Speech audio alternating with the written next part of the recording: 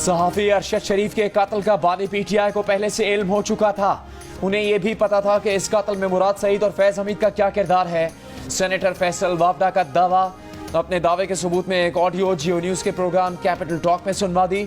Audio में इमरान खान बज़ाहिर ये कह रहे हैं कि हमें एहतजाज और अपने लॉन्ग मार्च को आपस में कन्फ्यूज नहीं करना। हमने बड़ी एहतियात से प्लानिंग की हुई है। हमारे पास अगले इतवार तक का वक्त है। इसके करीब एक एहतजाज का ऐलान किया जाएगा। फैसल वावडा ने कहा कि बानी पीटीआई जिस इतवार का जिक्र कर रहे हैं वो इतवार 23 अक्टूबर 2022 को आई और इस इतवार केन्या में सहाफ़ी अरशद शरीफ को कत्ल कर दिया गया।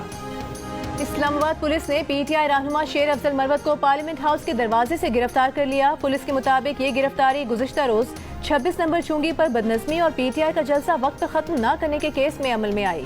शेर अफजल मरवत की गाड़ी को पार्लियामेंट से निकलते हुए रोका गया। वो गाड़ी से ना उतरे, वारंट मांगे। पुलिस हुकाम का जल्द उमर अयूब और जरताज गुल को भी गिरफ्तार करने का ऐलान।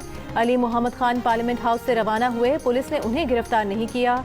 पार्लियामेंट के बाहर पुलिस की भारी नफरी तैनात कर दी गई। बयान अली अमीन का माफी बैरिस्टर गौहर और उमर अयूब ने मांग ली। चेयरमैन पीटीआई बैरिस्टर गौहर ने कहा वज़ीर आला खैबर पख्तूनख्वा अली अमीन गंडापुर के बयान से जिन सहाफ़ियों की दिल आज़ारी हुई वो उनसे गैर मशरूत माफ़ी मांगते हैं।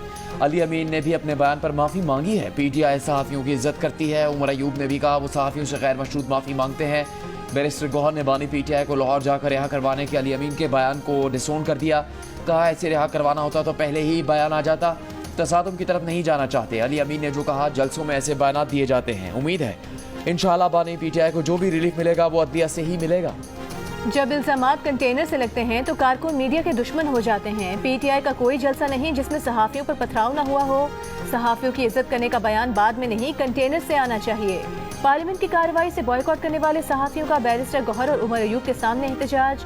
दोनों पीटीआई रहनुमा बॉयकॉट करने वाले सहाफ़ियों को मनाने प्रेस गैलरी पहुंचे थे। सहाफ़ियों का अली अमीन के माफ़ी मांगने तक पीटीआई की कवरेज का बॉयकॉट जारी रखने का ऐलान। उमर अयूब की यकीन दहानी पर कि अली अमीन गंडापुर भी माफ़ी मांगेंगे। रिपोर्टर्स ने बॉयकॉट खत्म कर दिया। अली अमीन के बयान पर दीगर सहाफ़ती तंजीमों का भी एहतजाज।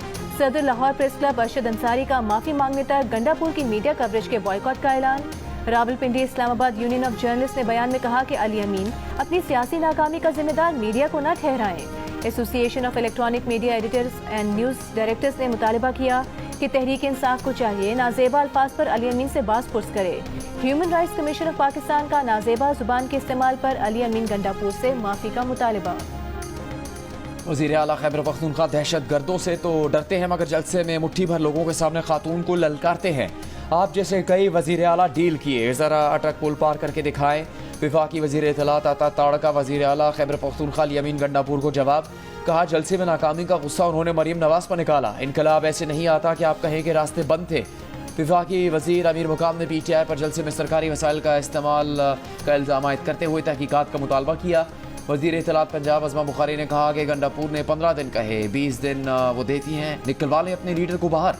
पंजाब पर लश्कर कशी का शौक पूरा कर लें। पंजाब पुलिस नशइयों का नशा बड़ी जल्दी उतार देती है। मुस्लिम लीग नून के सेनेटर तलाल चौधरी ने कहा कि एक जलसा करें या 100 जलसे, इसराइली एजेंट पाकिस्तान में हुकूमत नहीं कर सकते।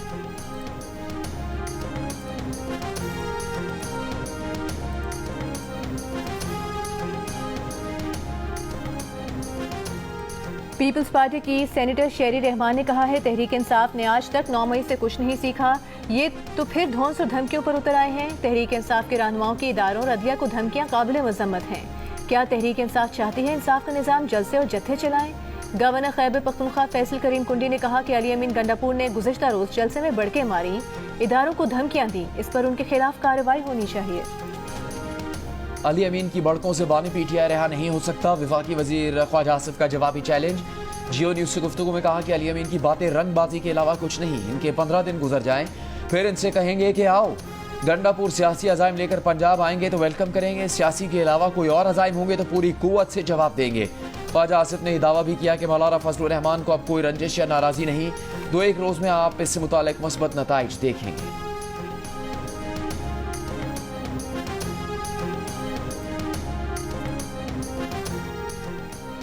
अहम कानून साजी के लिए सदर और वज़ीर आज़म मुतहरिक। वज़ीर आज़म शहबाज शरीफ ने इत्तेहादी जमातों के अरकान पार्लियामेंट को आज रात के खाने पर बुला लिया। जमीयत उलमा इस्लाम फे को शिरकत की खुसूसी दावत। वज़ीर आज़म सेक्रेटेरिएट में अरकान पार्लियामेंट की आमद का सिलसिला जारी। सदर जरदारी की दावत पर पीपल्स पार्टी, अरकान कौमी असम्बली और सेनेटर्स आज रात ऐवान सदर में जमा होंगे।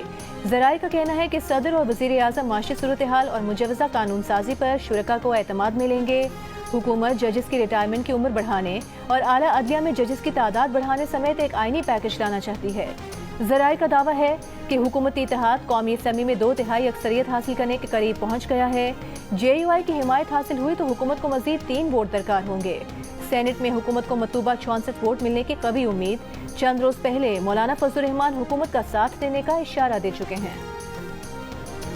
चीफ जस्टिस काजी फायद ईसा ने अपनी मुद्दत मुलाजमत में तोसी से इनकार कर दिया। सहाफ़ियों के सवाल पर काजी फायद ईसा ने कहा कि मीटिंग में बताया गया तमाम चीफ जस्टिस साहिबान की मुद्दत मुलाजमत में तोसी कर रहे हैं, तो उनका जवाब था कि बाकियों की कर दें, वो बजाते खुद मुद्दत मुलाजमत में तोसी कबूल नहीं करेंगे।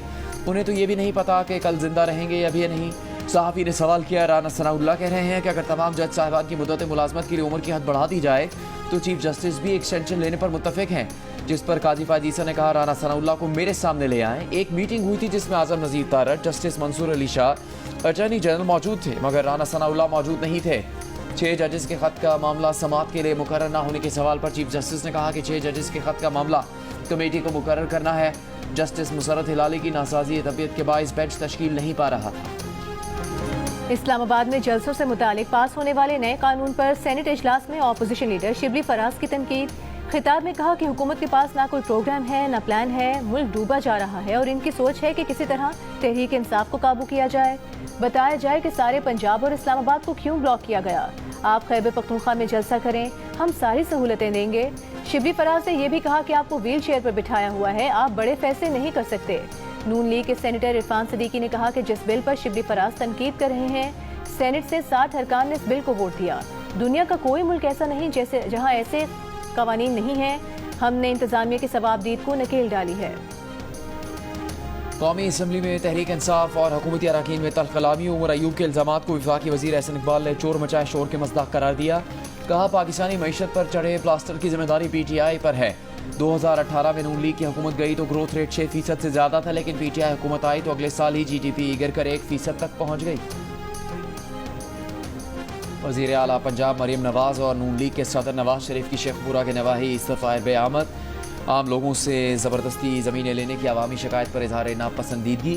थर्ड पार्टी ऑडिट करवाने की हिदायत। रूडा प्रोजेक्ट में आने वाली कच्ची आबादियों को मुनासिब मकामात पर मुंतकिल करने का हुक्म। वज़ीर आला मरीम नवाज़ और नवाज शरीफ ने तामीराती सरगर्मियों का जायजा लिया। कोफर डैम साइट मुआयना और river training works and barrage site का दौरा भी किया। सरबराह मुस्लिम लीग चौधरी शुजात हुसैन से मुस्लिम लीग ज़िया के सदर एजाजुल हक की मुलाकात। सियासी सूरत हाल पर तबादला ख्याल। चौधरी शुजात ने कहा, सियासी इस्तेहकाम के लिए तमाम कुव्वतों को एक पेज पर आना होगा। सियासतदान मुल्की मफादात के लिए ज़ातिया ना कुर्बान करें, कौमी एजेंडा की तश्कील के लिए पार्लियामेंट किरदार अदा करे। एजाजुल हक ने कहा, सियासी और मुआशी इस्तेहकाम के लिए हर फोरम पर किरदार अदा करने के लिए तैयार है।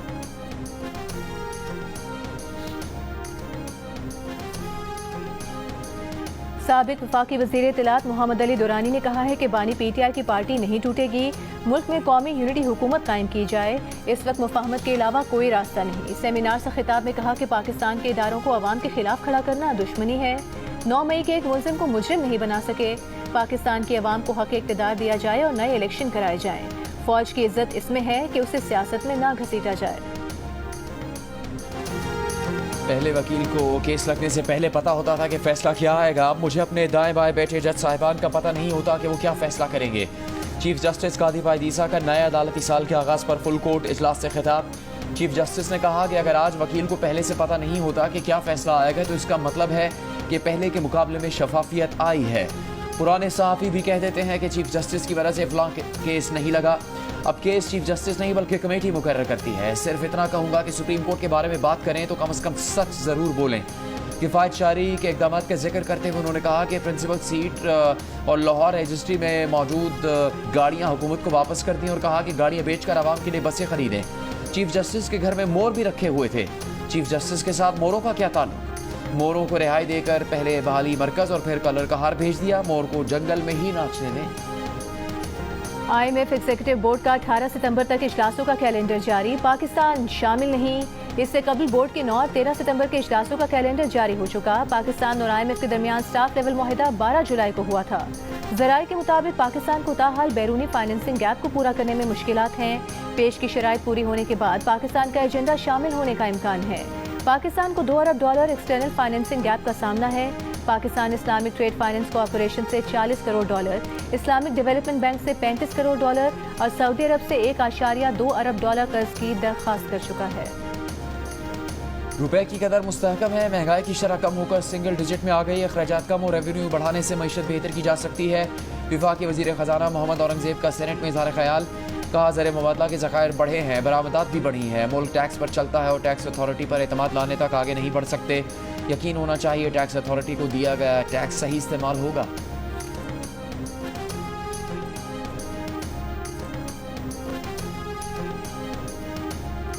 बानी PTI का अली अमीन गंडापुर के सहाफ़ियों के खिलाफ बयान से इजहार लाइल्मी।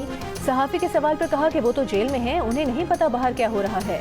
नैब तरमीम का सहारा लेने का दिफा करते हुए बानी PTI ने कहा कि नैब तरमीम अब मुल्क का कानून है।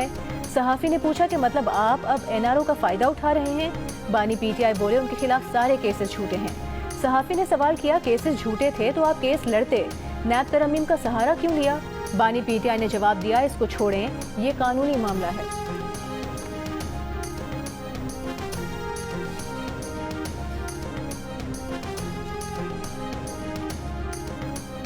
तहरीके इंसाफ के रहनुमा अली मोहम्मद खान ने कहा है कि बानी PTI कल के जलसे से बहुत खुश थे। अडयाला जेल में मुलाकात के बाद मीडिया से गुफ्तगू में कहा कि बानी PTI ने कहा है आवाम अदलिया की तरफ देख रहे हैं, इस मुल्क को चलाना है तो आवाम की बात को मानना होगा।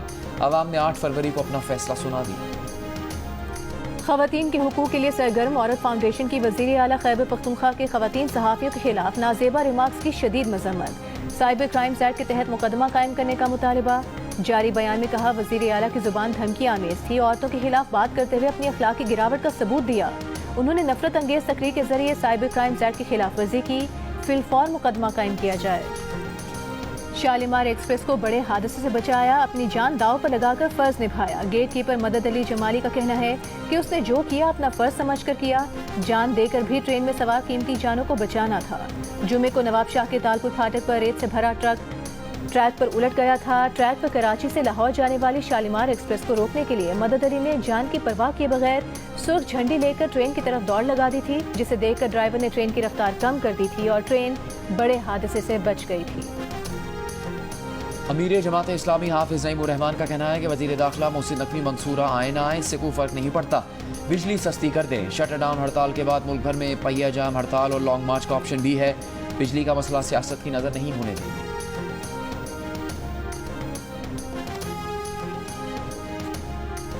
मुल्क भर में आज से 7 रोज़ा इंसदादे पोलियो मुहिम। कराची, लाहौर, पेशावर, कोयटा समेत मुख्तलिफ शहरों में 5 साल से कम उम्र 3 करोड़ बच्चों को पोलियो वैक्सीन पिलाने का हदफ। बलूचिस्तान में रवां साल के पहले 8 माह में पोलियो के 12 केसेस रिपोर्ट हो चुके हैं। वज़ीर आज़म शहबाज शरीफ ने आज़म जाहिर किया है कि आने वाले माह साल में मुल्क से पोलियो का खात्मा होगा। अपने पैगाम में वज़ीर आला पंजाब मरियम नवाज ने कहा पोलियो मुहिम की कामयाबी के लिए हर फर्द अपना किरदार अदा करे। पंजाब में पोलियो के 100% खात्मे का हदफ पूरा करेंगे।